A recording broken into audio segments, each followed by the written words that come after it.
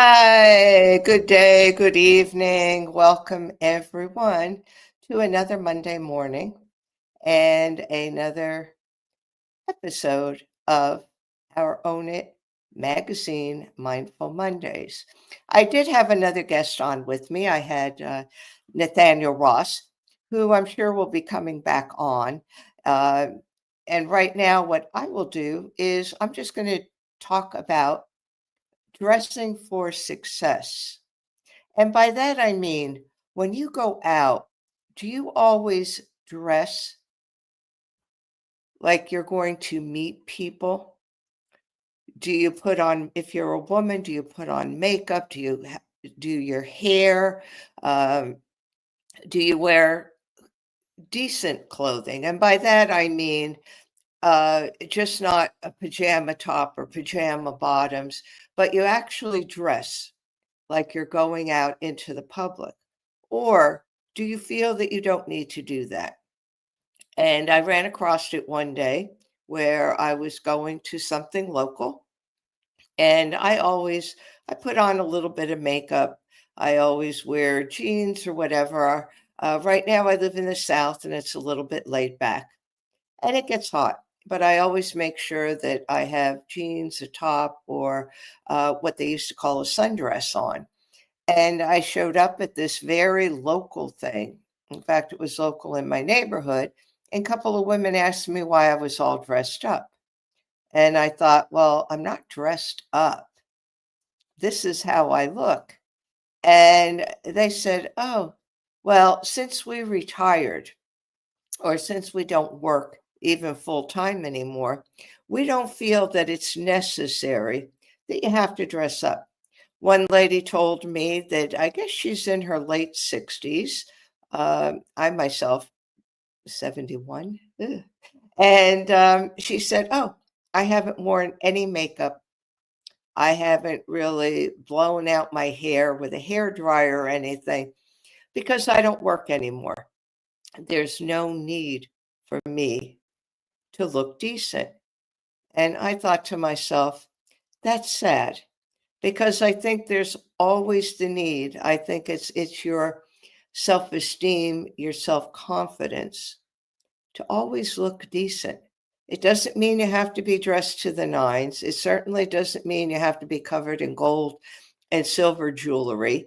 You don't have to just come back from the hairstylist, but I think it's important that we dress how we want other people to see us. I don't know what everyone else thinks out there, how you feel about it, but then there's the other end. If you look sometimes on social media, what you'll see is people posting, and some of them post really with gowns on, with a lot of jewelry. They're dressed to the nines, their hair is perfect, and that's how they come on, and that's how they post. So, which is it? Do you, what I call almost overdress for posting on social media, such as Instagram or Facebook? Or do you underdress? Does it matter? When you go on a podcast, does it matter how you look? If it's a live podcast, does it matter? Can you just come on with maybe just a top on pulled over your pajamas, sometimes with the pajamas? Can you do that?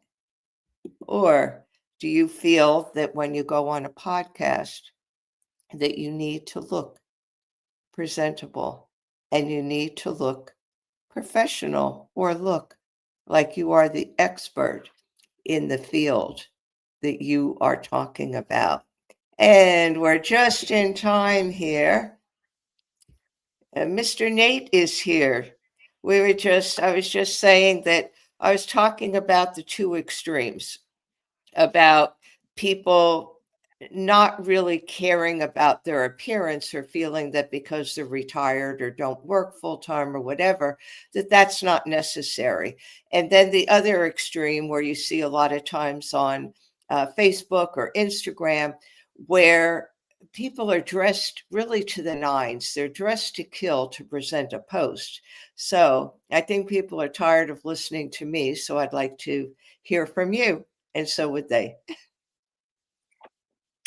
Well, first of all, hello everyone. Glad to be back again.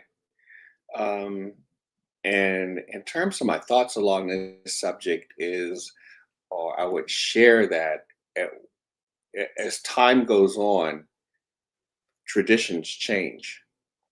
And we used to be, and I'm 64, I'll be 65. When I was growing up, you did not leave the home without being fully dressed and prepared to present yourself to the public. That was just the way that it was and the way that we were raised. And over the years, and I want to say when I got to the late 70s, early 80s, when I was in leaving high school and going into college, the shift started that people started were more lackadaisical in terms of their appearance, but it was still in the workplace. People were still dressed, conservatively and according to the workplace standards. And then when you were at home, you could dress down and more casual. And then I want to say in 2000, in the late 90s, early 2000s, there was a shift in the workplace where it went from the strict dress code to being, starting off with the casual dress. And then it went from, for guys, it was the uh, khakis and collared shirt, etc. And then it progressively kind of went down from there.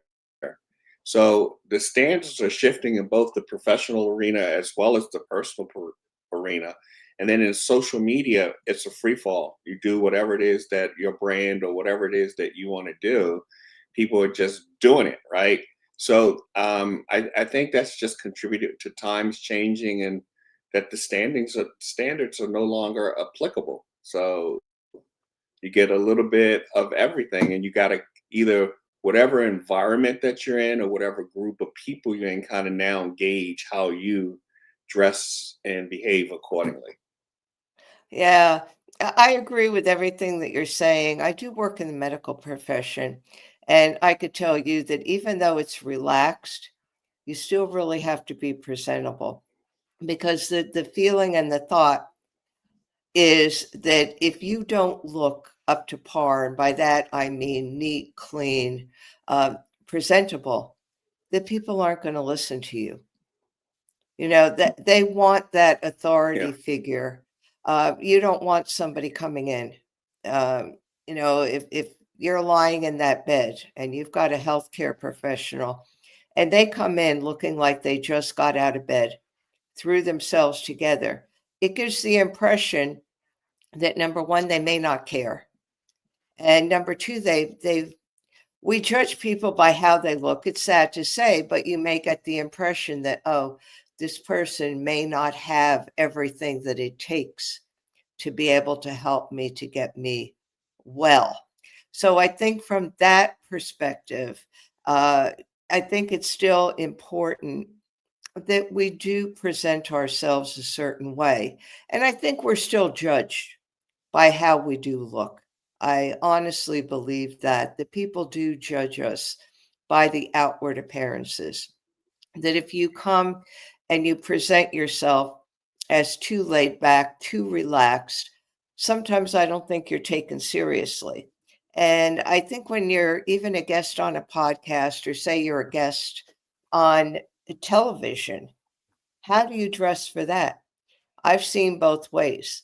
I've seen people come on and be dressed. I've seen people come on and be overdressed. And then I've seen people come on and it's looked like it's just here, whatever. This is who I am. I'm the expertise on this subject, and I'm going to talk to you about this. And it's not important how I look. So could you elaborate a little bit on that, where we stand with that? Or where you Well, stand I with think, that, I should say. yeah, I think I fall into that bucket, um, the last bucket you just mentioned. I know what I know. I've experienced what I've experienced, and I'm willing to share my knowledge with people. But I'm not going to jump through any hoops, to in order to part that knowledge on them, right? If I go onto a television show, I have enough courtesy and professionalism that if the attire is to wear a suit and tie, I'm going to wear a suit and tie because that's what the decorum calls for. But in terms of going on podcasts and doing this social media stuff, I'm not getting in a suit and tie to have a conversation with someone to part knowledge to them. Either they want to hear it or they don't want to hear it, right? And we need to, I think the community needs to really evolve to the point where it's not about how the person looks, but it's whether or not the information that they're imparting is credible or not. Because there are a lot of people that dress suits and ties and nice dresses and the hair done nicely, etc. And they're dumb as a doorknob. But people are listening to the information because the way that they come across, the way that they appear. And it is what it is, right? But these days you got to figure out through your own discernment of listening to people and then doing your own homework and finding out whether the people that you're listening to, regardless of how they dress, have any credibility or not. But Yeah, I agree with that. And that brings us to the next topic, the next part of this topic. And that's about dressing for success. And I think it all comes down to, do you dress for success? Do you feel that if you are dressed a certain way and you present yourself as successful, not only do the other people think you're successful, but with this positive mindset, do you then be on the road to success? Now, if you look at sports, I always say with positive thinking, it's not enough to think positive. You have to believe it. And that believing comes from inside you. It comes from your heart and how you feel about yourself. But if you look at sports, your brain doesn't know whether you're actually performing a task or not. So if you're in sports and say you're in tennis and you keep envisioning yourself serving a certain way, hitting the ball fast, hitting with spin, beating your opponent. Your brain takes that information and that visualization actually then helps you to create that when you go out and you play. And this is used a lot in sports, but I don't think it works that well outside of that arena because I think if you don't believe in yourself, that you're not going to be successful regardless of how you dress. And I'd like to get your thoughts on that and with the positive thinking and all that. well, I think we go back to spirit, mind, body, which everyone knows, right? Spirit, mind, body. But it's also environment and environmental influences. And those are the two that we normally leave out. So as we prepare for success, we have to understand that the environment that we're in, and we have to understand the influencers within the environment that we're in. If you're at a point where you're working to become successful, sure, you gotta look the part.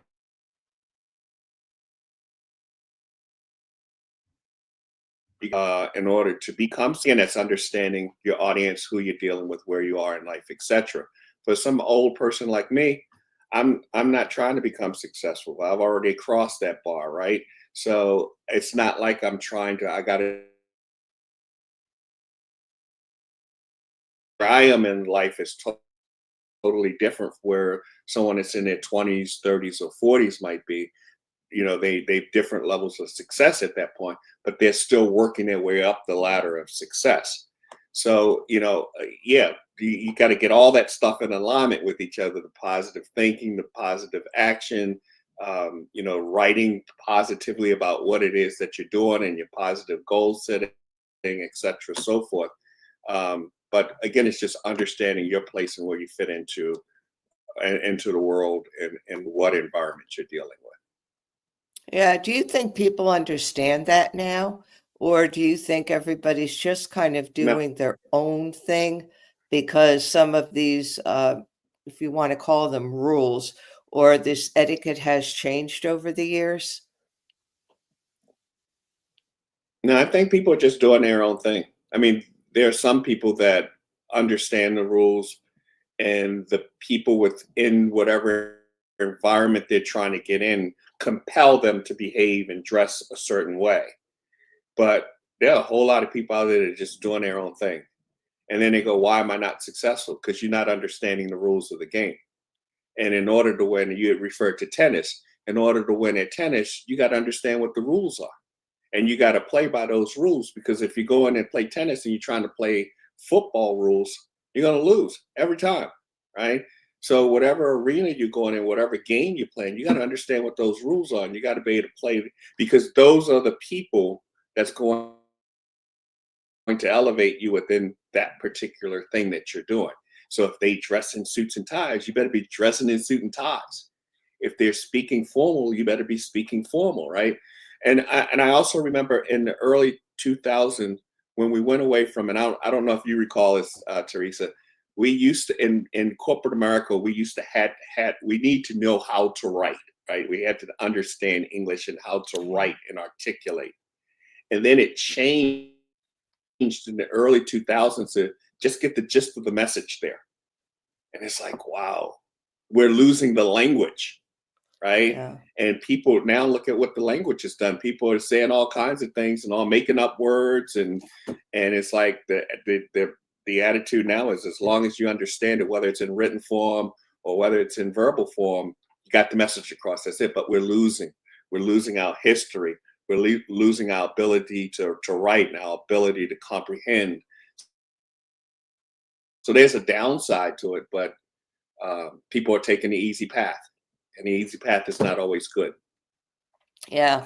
Yeah, and I do know somebody who's a college professor, a university professor, and he was, telling me one day that it's so sad because when he has his group in college in his class write, he said they write like a text with all these crazy, he said he can't even read half of them. And he said to try to teach these individuals, because he said when they go out in the world and they go for job interviews and they do things, nobody wants you to just text something that says, hey, yo, I'm doing this or whatever. And he said it's so hard to get them to understand because they don't know the language. He said he has students that he actually has to take aside and tutor them separately on his own time because they do not have command of the Yeah. language to write. And he said some of them have said to him, well, I've never had to do this. And you're looking at like 18 to 21-year-olds that have not had to write, have not had to sit down with the language, and do not have to understand it. And it kind of makes you wonder at that point, where then are we headed with all of that? Do we need to bring back some rules and some etiquette?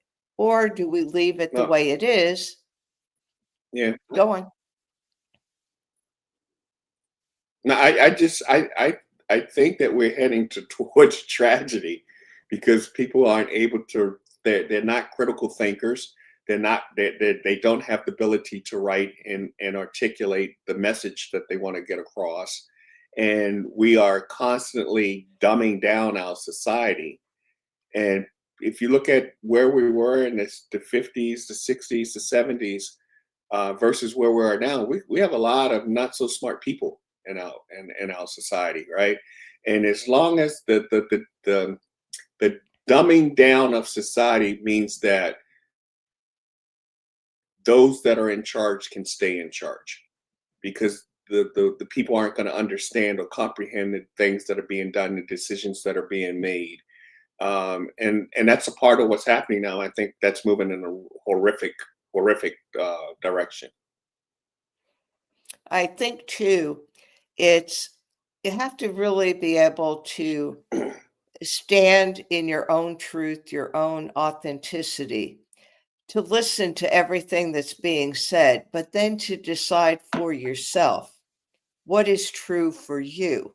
And I think we've lost that because I think we have just become followers, that we go wherever the herd, we're like a herd of cattle. Wherever we're led is where we Yep. go. And that doesn't always lead you down the right path. I mean, forever there's been things like cults, where they take people that don't have a high self esteem, who have had a lot of trauma, and they mold those people into what they want them to be. And these people then are dependent on this other person, this leader, because they think that leader is going to save them.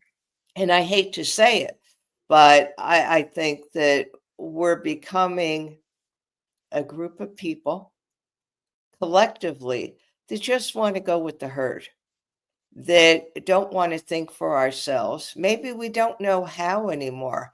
I myself see it as we've gotten so much into our head and so conditioned by whatever society that we're in to be logical, to follow this, to follow these rules, that this organization or this thing, this culture, whatever it is the only way to do it. And you need to follow that. And I think that's also, too, we've lost that connection to our heart, to ourselves. We've lost some of that self confidence, that self esteem, that knowing who we are, that inner knowing. And, saying to ourselves, oh, it's okay if I believe X and you believe Y. There's no reason that we can't either discuss that, debate that, or just listen to each other's opinion. And then in the end, do what we feel is right for us as an individual. And that bothers me a lot. That really does bother me a lot, that moving in that direction to me, and it doesn't matter what the organization or what the structure is, it could be anything anything from the workplace. I've seen cultures in the workplace that if you don't fit into that culture, they don't want you working there because they want you to think a certain way, act a certain way, be a certain way. And once you don't fit in with that, you're out whether or not you like it. And I've actually experienced that myself, where my individuality and my thinking and my expertise, they didn't want that. What they wanted was somebody that was going to follow word for word what they wanted to do in a workplace. And the organization was created around that. The people there didn't see a problem with it. For me, it was almost scary. That to me, it almost became, for lack of a better word, cult like. And I don't like to see us headed in that direction. And what are your thoughts on that? And I apologize. I keep glitching out over here, so That's okay. I'm missing some with my internet here. But I think if we step back and we look at where we have come from in terms of our earlier life, we used to have conversations about everything. We could have conversations about finance. We could have conversations about politics. We could have conversations about religion, and nobody would get upset. You have your conversation, you share your point, they share their point, you get up afterwards and you go out and you have lunch together. And you move on to whatever's going on with the day, right? And we kind of stop that process of being able to communicate, and we stop being able to teach people to be critical thinkers. So now we have this herd mentality, and whoever's leading the one herd doesn't want them talking to the other herd, and it creates the bubbles, right? And nobody's communicating with anyone. They're only communicating within the bubbles. And unfortunately, that again, we're dumbing down society, that it's only going to progressively get worse unless we do something. And my hope is, my desire is that everything goes in cycles, and that this cycle will come to an end where the pendulum will swing back the other way, where we start to say, okay, let's put these standards back in place. Let's open up communication, etc., so forth. I think the pendulum can't swing but so far without swinging back, and that's where universal laws there that come into play. So we're in the middle of it, in the mix of it. It's very uncomfortable, but I think that will change, and I think we'll see it in our lifetime swing back. Yeah, I think you're right.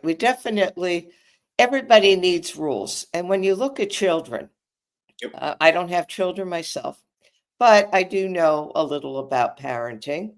And when parents let their kids run wild and let 2 and 3-year-olds make their own decisions, do what they think is best, and don't discipline them or don't set boundaries, those kids grow up to have problems.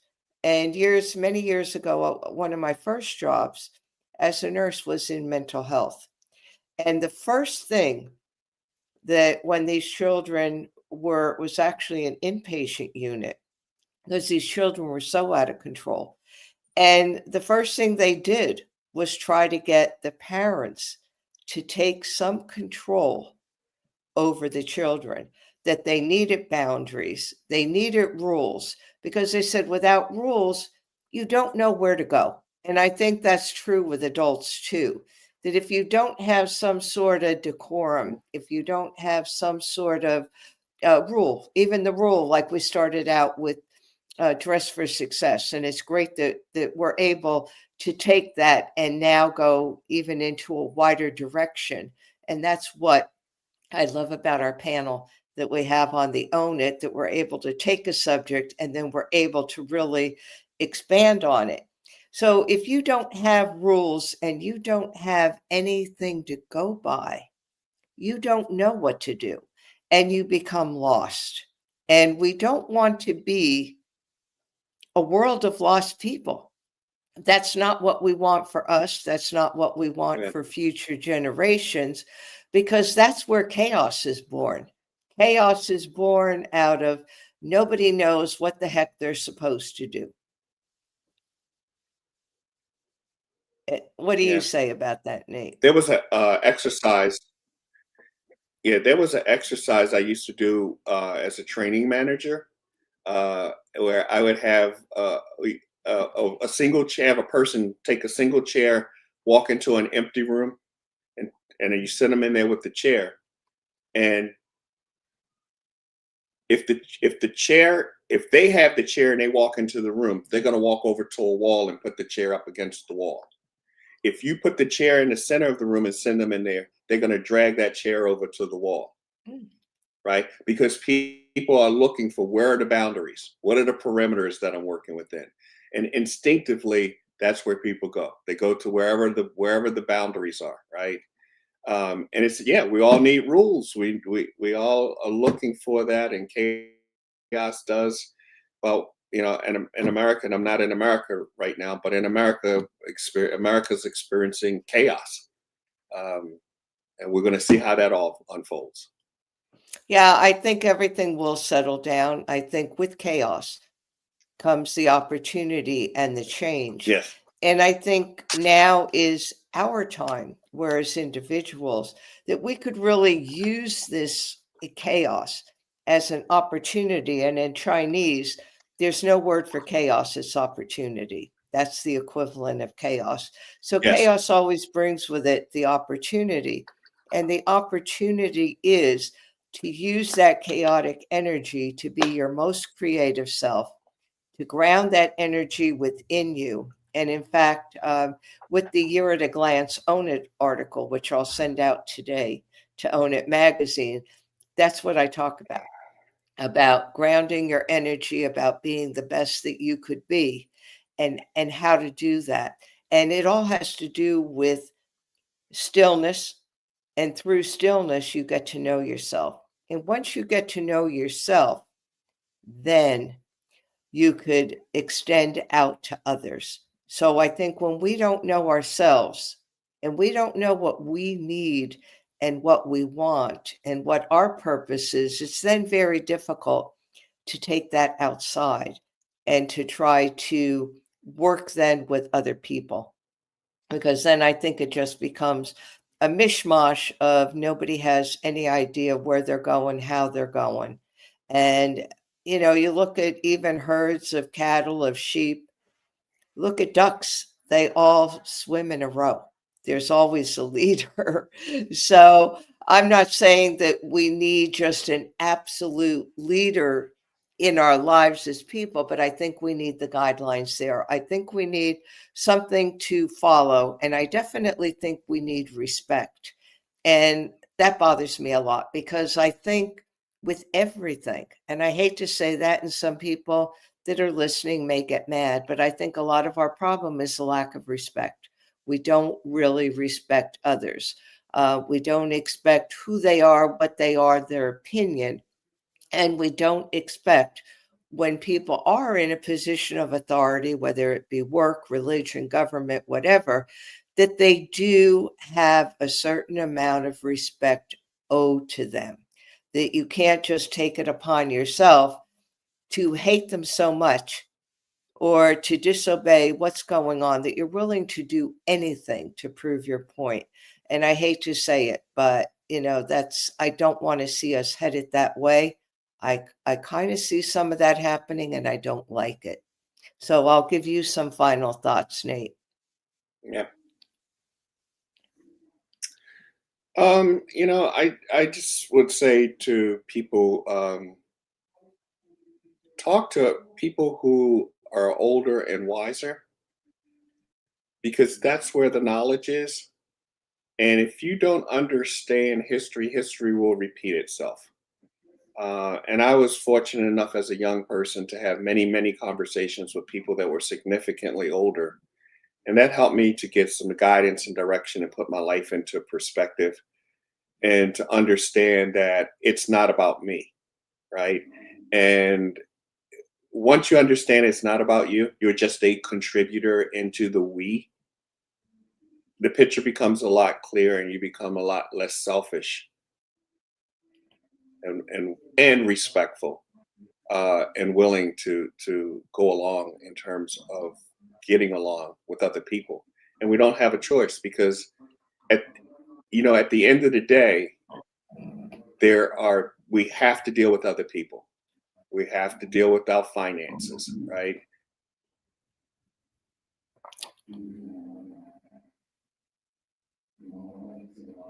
And the sooner we tune into it.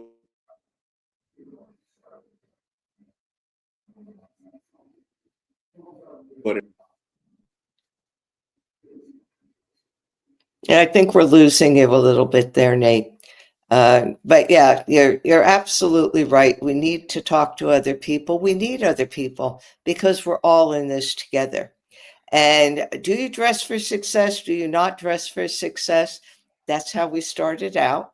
And we took the conversation where it needed to go. And I think that like you said, there has to be some sort of rule, something to follow. Uh, whether or not you do that with appearance, whether or not you do that in the workplace, wherever you do that, I think it's important to kind of know that we're not just in it alone. We're in it with other people. And we need, whether or not it's in our outward appearance, but we always need to present our best to other people. Do you have any closing remarks, Nate? You know what? I would just be repeating. I mean, you summed that up so perfectly. So I would go ditto. I thank you so much for joining us. And it'll be interesting to see what a lot of the reactions are to everything that we talked about. And as always, I appreciate you being on with me. I appreciate all our Own It subscribers, all our Own It listeners. And until next week, be the best that you can be. Thank you for joining us today.